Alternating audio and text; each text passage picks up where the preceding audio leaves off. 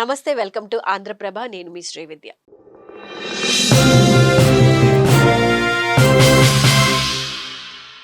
పెహల్గాం ఉగ్రవాద దాడి అనంతరం యుద్ధ వాతావరణ ఛాయలు ఎక్కడ అలుముకుంటాయో అని పాకిస్తాన్ బెంబేలెత్తిపోతోంది. ఇదే తరుణంలో బిష్నోయ్ గ్యాంగ్ బెదిరింపులు పాకిస్తాన్ని అల్లకల్లోలం చేసేలా కనిపిస్తున్నాయి.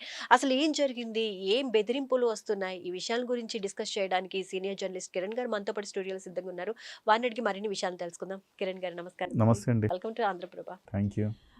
పాకిస్తాన్ ఇప్పుడు భారత్ ఎప్పుడు అటాక్ చేస్తుందోనన్న భయంతో గజగజ వణికిపోతుంది. పైకి మేకపోతు గాంభీర్యాలు ప్రదర్శిస్తున్నప్పటికీ మరో పక్క ఏదో ఒక రకంగా అంటే ఐక్యరాజ్య సమితి దగ్గరికి వెళ్ళి ఏదో ఒక అర్జీలు పెట్టుకోవడమో ఏదో ఒకటి చేస్తూనే ఉంది. అండ్ కవ్వింపు చర్యలకు కూడా సైమల్టేనియస్గా పాల్పడుతూనే ఉంది. సో అన్ని రకాలుగా ఎటు చూసినా భయాందోళనకు గురవుతుంది అనేది స్పష్టంగా కనిపిస్తుంది. ఈ నేపథ్యంలో బిష్నోయ్ బెదిరింపులు ఏంటండి? ఈ బిష్నోయ్ గ్యాంగ్ బెదిరింపులు ఏంటి? పాక్ బెంబేలెత్తిపోవడం ఏంటి? అసలు దీని గురించి క్లియర్ ఇన్ఫర్మేషన్ చెప్తారా? అంటే బిష్నోయ్ తెగ అనేది ఒక హిందూకి సంబంధించిన తెగది. హిందువులు వాళ్ళు కృష్ణ జింకని చాలా దైవంగా భావిస్తారు. మనం చూసాం వాళ్ళు ఎప్పుడు మనకు బాగా ఈ జనబాహుళ్యంలోకి వచ్చారంటే సల్మాన్ ఖాన్ కృష్ణ జింకల వేట చేసిన తర్వాత సల్మాన్ ఖాన్ని చంపేయాలి, మా దైవంగా భావించే కృష్ణ జింకని వేటాడతాడా అంటూ అతని మీద 2-3 సార్లు హత్యాప్రయోగం చేశారు. అలాగే కొంతమంది మహారాష్ట్రకి సంబంధించిన ఒక మంత్రిని కూడా చంపేశారు. సో ఇలాగా వాళ్ళు, ఆ మంత్రి ముస్లిం అనమాట. సో ఇట్లా ఒక హిందూ తెగలోనే ఒక తీవ్రవాదం ఇది. ఒక రకంగా చెప్పాలంటే ఒక తీవ్రవాదమే ఇది కూడా. వాళ్ళు కూడా ఒక తీవ్రవాదంలాగా చూడాలి. కాకపోతే చాలా ఫ్యాన్ ఫాలోయింగ్ ఉంది ఆయనకి, లారెన్స్కి. సో ఎంత ఫ్యాన్ ఫాలోయింగ్ అంటే ఇప్పుడు దాకా ఈ ఉగ్రవాదులు దావూద్ ఇబ్రహీము ఇలాంటి వాళ్ళందరినీ చూసిన జనానికి అరే మనలో ఒకడు ఉన్నాడు రా వాడు అని హిందువుల్లో కొంతమంది వాడికి ఫ్యాన్స్ ఉన్నారనమాట. అయితే అతను ఒక నిజంగా కూడా ఒక భయోత్పాతాన్ని సృష్టించాడు, ఒక భయం కలిగించాడు అనమాట అందరిలో. ఇతను అనుకుంటే ఏదైనా చేస్తాడు. ఇప్పుడు స్ట్రైట్గా మనం ఏమీ చేయలేకపోవచ్చు కొన్ని సందర్భాల్లో. సో స్ట్రైట్గా కాకుండా దొంగచాటుగా చేయొచ్చుగా. సో అలాంటప్పుడు దాన్ని ఎదుర్కోవడం కూడా కొంచెం కష్టంగా ఉంటుంది. ఇప్పుడు ఉగ్రవాదులు కూడా పాకిస్తాన్ స్ట్రైట్గా మనల్ని ఏం చేయలేదు, కానీ ఉగ్రవాదులు దొంగచాటుగా వస్తారు కాబట్టి అక్కడక్కడ మనల్ని డిస్టర్బ్ చేస్తూనే ఉంటారు ఉగ్రవాదులు. పాకిస్తాన్ పన్నాకం కూడా అదే. పాకిస్తాన్ నేరుగా మనల్ని ఏదైనా ఇబ్బంది పెట్టాలని అనుకున్నా కానీ పాకిస్తాన్ ఎప్పుడు ఇబ్బంది పెట్టలేదు. అంత శక్తి సామర్థ్యాలు పాకిస్తాన్కి లేవు. కాబట్టి ఇండైరెక్ట్గా ఇట్లాంటి ఉగ్రవాదుల్ని ప్రయోగించి వాళ్ళు ఎక్కడో నక్కి ఏదో చేసి 4000 కిలోమీటర్లు బార్డర్ ఉందండి. ఈ బార్డర్లో ఎక్కడైనా మనం కాపులా కాస్తాం, ఎంతమంది నేను పెడతాం, ఎక్కడో దగ్గర లూప్ హోల్ ఉంటుంది. అక్కడ చూసుకుని స్థానికుల సహకారం కూడా ఉంది వాళ్ళకి. స్థానికుల సహకారం లేకపోతే వాళ్ళు రాలేరు. స్థానికుల సహకారం ఉంది కాబట్టి ఆ ఉప్పందుకొని వాళ్ళు కమ్యూనికేట్ చేసుకుని వస్తూ ఉన్నారు. ఇలాంటి వాళ్ళు ఇవాళ సవాలుగా మారారు. సో పాకిస్తాన్ అంటే దొంగచాటుగా దెబ్బతీయటం అనేది కొంత ఈజీనే, డైరెక్ట్గా స్ట్రైట్గా ఫైట్ చేయడం కంటే. సో బిష్నోయ్ తెగ కూడా అలాగా చేసింది కాబట్టి గతంలో. ఇప్పుడు మళ్ళీ వాళ్ళు ఈ మధ్యకాలంలో ఆయన అరెస్ట్ అయిపోయాడు, లారెన్స్ అంత బాగుంది. ఇక్కడే కాదు, వాళ్ళు లండను, అలాగే అమెరికా, కెనడా, ఇక్కడ కూడా వాళ్ళ కార్యకలాపాలు ఉన్నాయి. వాళ్ళ మనుషులు ఉన్నారు, వాళ్ళ నెట్వర్క్ చాలా పెద్దగానే ఉంది. సో వాడు కూడా హీరోలాగా కనబడతాడు, లారెన్స్ బిష్నోయ్ అనేవాడు కూడా. సో ఇప్పుడు ఏంటంటే వాళ్ళ నుంచి ఒక ప్రకటన వచ్చింది, ఈ హఫీజ్ సయీద్ అనేవాడు హిందువుల్ని చంపాడు కాబట్టి మేము వాడిని మట్టు పెడతాం అని ఒక ప్రకటన వచ్చారు. సో ఈ ప్రకటన మనం ఎంత సీరియస్గా తీసుకోవాలనేది ఇక్కడ చర్చ. సో వాస్తవానికి భారతదేశం ఈ హఫీజ్ సయీద్ అనేవాడిని ఇప్పటి వరకు వాడిని ఏమీ చేయలేకపోయింది, భారతదేశమే చేయలేకపోయింది. అటువంటప్పుడు హఫీజ్ సయీద్ని వీళ్ళు ఏం చేయగలుగుతారు అనేది ఒక ప్రశ్న. అదంత ఈజీనా? ఆవేశపూరితమైన ప్రకటనగానే దీన్ని చూడాలి అని అంటున్నారు. At the same time Hafiz Saeed అనేవాడిని వాడు ముంబై పేలుళ్లే కాదు, అంతకుముందు కొన్ని ఘటనలు, ముంబై పేలుళ్ళు, ఆ తర్వాత పుల్వామా ఘటన, ఇప్పుడు ఈ ఘటన, అన్నిటికీ వాడే మాస్టర్ బ్రెయిన్. వాడి అనుచరులే వాడి యొక్క ఐడియాలజీ ప్రకారం ఈ దాడులను జరుగుతున్నాయి. వాడిని అయితే లేపేయాలి. ఇప్పుడు భారతదేశానికి కోరిక అదే, ఈ లారెన్స్ బిష్నోయ్ తెగ కోరిక అదే. అయితే ఇక్కడ సిచ్యువేషన్ ఏంటంటే పాకిస్తాను వాడిని అరెస్ట్ చేసామని చెప్తుంది. వాడు బహిరంగ సభల్లో కనపడుతుంటాడు, ఎప్పుడు పట్టినా ఉద్వేగపూరితమైన ప్రసంగాలు చేస్తూ ఉంటాడు. అయితే మేము లేదు లేదు మేము అరెస్ట్ చేసామండి. వాళ్ళు అరెస్ట్ కూడా ఎక్కడ చేశారంటే ఒక మదర్సాలు చుట్టూతా మదర్సాలు ఉండి బాగా మతోన్మాద ఏరియాలు ఉంటాయి కదా, ఆ ఏరియాల్లో వాడిని ఒక ఇంట్లో పెట్టారు. ఓకే. సో అదే అరెస్ట్ అని చెప్తారు. సో ఎక్కడ పైగా దానికి అన్ని రకాల కెమెరాలు అన్నీ పెట్టి వాడిని చీమ కూడా వాడిని చేరుకోలేని విధంగా అరెస్టు అనే పేరుతోటి వాటికి ప్రొటెక్షన్ ఇస్తుంది పాకిస్తాన్. అలాంటి వాడిని లారెన్స్ ఈ బిష్ణోయ్ తెగ వాళ్ళు వెళ్ళి ఏం చేయగలుగుతారు?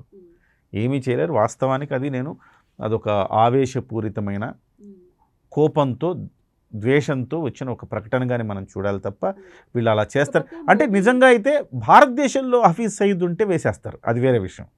కానీ పాకిస్తాన్కి వెళ్ళి వేస్తారా? పాకిస్తాన్లోకి వెళ్ళి చేయగలుగుతారా? పాకిస్తాన్లో కాకుండా ఒక లండన్లోనో అమెరికాలోనో కెనడాలోనో ఉంటే కూడా హఫీజ్ సయీద్ని వేసేస్తారు. ఈ బిష్ణోయ్ తెగకు ఆ స్థాయి ఉంది, అంత క్యాపబిలిటీ ఉంది, ఆ ప్రతివ్యూహాలు పన్నగలిగిన శక్తి సామర్థ్యాలు ఉన్నాయి వాళ్ళకి. కానీ వాడు ఉన్నది పాకిస్తాన్లో కదా. పాకిస్తాన్లో మోదీ ప్రభుత్వం కూడా చెప్తుంది అంటే దీన్ని చాలా సీరియస్ గా తీసుకున్నాము, ఎవరిని అంటే పెహల్గాం దాడికి సంబంధించి సూత్రధారుల్ని కానివ్వండి, సహాయం చేసిన వాళ్ళని కానివ్వండి, ఎవరిని విడిచిపెట్టే ప్రసక్తే లేదని ఒక పక్క చెప్తున్నారు. మరి వీళ్ళు కూడా అదే తరహాగా బెదిరింపులు స్టార్ట్ చేశారు. మరి ఎవరు విన్ అవుతారంటారు? అంటే వీళ్ళకి అంత శక్తి సామర్థ్యాలు ఉన్నాయని నేను అనుకోను. ఎందుకంటే నేను చెప్పేది అదే, ఇప్పుడు పాకిస్తాన్లోకి వెళ్ళి ఏం చేయగలుగుతారు? భారతదేశానికే సాధ్యం కానీ, అంత పెద్ద పవర్ ఉన్నదానికే సాధ్యం కానీ వీళ్ళు ఏం చేస్తారు? అక్కడే మళ్ళీ ఇంకో ఆన్సర్ కూడా వస్తుంది మాకు. ఇందాక నేను చెప్పినట్టే వీళ్ళు దొంగ దెబ్బ తీయగలరు కదా, వీళ్ళకి సాధ్యమవుద్దేమో. సాధ్యమవుద్ది కానీ ఇతర దేశాలు ఉంటే సాధ్యమైద్ది.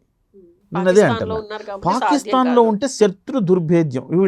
ఇప్పుడు వీళ్ళు ముస్లిం లాగా ఉండరు. పాకిస్తాన్లో కూడా మీకు మల్టీ కల్చర్, అన్ని రకాల మన భారతదేశంలో లాగా హిందువులు కూడా బాగా అక్కడ గట్టిగా ఉంటే హిందూ స్లీపర్ సెల్ లాగా ఉండి వాడిని ఏదో ఒక రోజు చేసేసేయచ్చు. ఇక్కడ మనకు చూడండి మన భారతదేశంలో ఎంతమంది స్లీపర్ సెల్స్ ఉంటారు. లేకపోతే మరి ఇలాంటి వ్యాఖ్యలు చేస్తారంటారా? అది కూడా అంటే కాన్ఫిడెన్సా లేకపోతే మళ్ళీ ఒకసారి ఉనికిలోకి వచ్చే ప్రయత్నమా అని కూడా ఎందుకు అనుకోకూడదు. మళ్ళీ ఈ మధ్యకాలంలో మనం ఉనికి కోల్పోయాం. లారెన్స్ ఎలాగూ జైల్లో ఉన్నాడు, మనం ఉనికి కోల్పోయాం కదా. ఉనికి మళ్ళీ ఒక్కసారి మన గురించి చర్చించుకుంటుంది. ఇప్పుడు ఆంధ్రప్రభలో శ్రీ విద్యా కిరణ్ కూడా కూర్చొని చర్చించుకోవాలి. అంటే మనకు ఒక ఉనికి రావాలంటే ఇలాంటి ప్రకటన ఒకటి చేద్దామని చేస్తుంటారని నేను అనుకుంటున్నాను. సంబంధించిన ప్రకటన అలా ఇచ్చేస్తే అది జస్ట్ వాళ్ళ ఉనికి వరకే అనుకుంటే వాళ్ళకేం బాధ్యతలు ఉంటాయండి? వాళ్ళు కూడా ఒక చిన్న సైజు తీవ్రవాద సంస్థే. వాళ్ళకేం సో కాకపోతే నిజంగా మీరు అన్నట్టుగా వాళ్ళకి అంత కాన్ఫిడెంట్ ఎందుకున్నారు అంటే బహుశా వాళ్ళకి సంబంధించిన స్లీపర్ సెల్స్ ఎక్కడో పాకిస్తాన్లో ఉండాలి, అప్పుడే సాధ్యం అవుతుంది.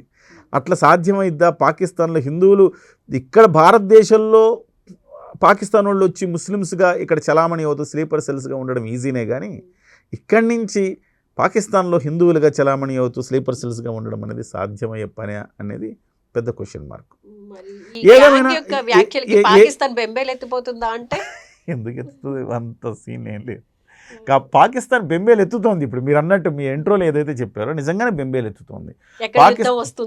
పాకిస్తాన్ ఇవాళ ఇండియా కంటే ఎక్కువగా యుద్ధ సన్నాహాల్లో చేస్తుంది. ఓ బలవంతుడు ఉన్నాడండి, వాడు ఏదో ఒక రోజు కొడతాడని భయం వేస్తుంది బలహీనుడికి. కానీ వాడు కొట్టకుండా ఉండాలంటే ఏం చేయాలి? నా దగ్గర బలం ఉందని చూపించుకోవాలి.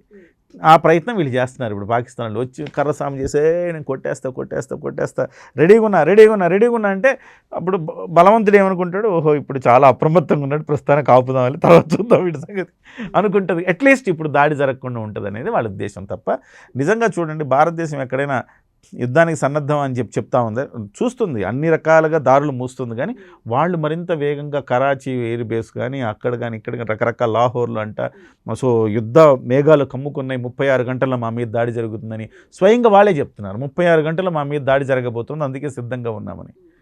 అంటే ఒకటేంటంటే మా మీద దాడి జరగబోతోంది, మమ్మల్ని ప్రపంచ దేశాలు కాపాడాలి అని చెప్పి ఇండైరెక్ట్గా వాళ్ళు హింట్ ఇస్తున్నారు.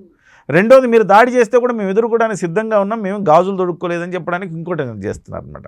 ఆ రకంగా వాళ్ళకు స్ట్రాటజిక్ ప్లే చేస్తున్నారు అంతే. నిజంగా వాళ్ళలో మేకపోతు గాంభీర్యం అంటారు కదా, ఆ మేకపోతు గాంభీర్యం ప్రదర్శిస్తున్నారు.